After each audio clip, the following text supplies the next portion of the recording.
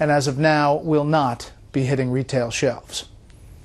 Tonight, a new bureaucracy has popped up here in Washington. It has to do with managing your money. And Chief Washington correspondent James Rosen reports it is costing somebody plenty of it.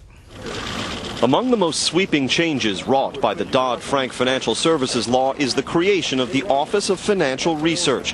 Housed under the Treasury Department, OFR's funds for the last 2 years came not from Congress but from the Federal Reserve. Starting in July, OFR's budget for fiscal year 2013, $158 million, will come entirely from assessments, also known as taxes, to be levied on bank holding firms with at least $50 billion in assets. A careful reading of this signature Obama law finds no statutory limits on the size of OFR's budget, nor on how much OFR can tax big banks to fund it. It does say that they can collect assessments equal to the total expenses of the office.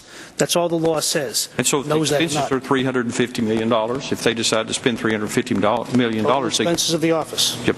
OFR also wields broad subpoena power. It can demand internal data, even proprietary information from just about any company in America. Its mission is to funnel this data to still another Dodd-Frank creation, the Financial Stability Oversight Council, to prevent a shock to the system of a Lehman Brothers magnitude. We're only going to be collecting the data that we absolutely need to fulfill our mission. We're trying to fill data gaps. We're not going to be collecting for collection's sake. We're going to be making sure that only those people who absolutely need to have access to sensitive data have that access. Democrats on the House Financial Services Subcommittee defended OFR as a necessary precaution. Last time you flew, did you go through those metal detectors? Yes, sir. Did everybody go through those metal detectors in that flight?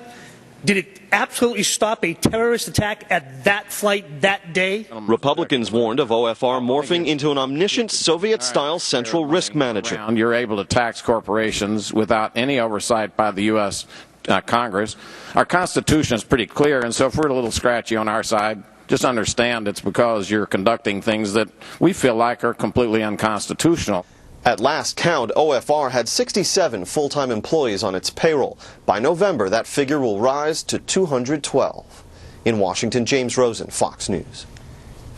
So is Europe going to drag down the economy? We'll ask the Fox All-Stars when we come back.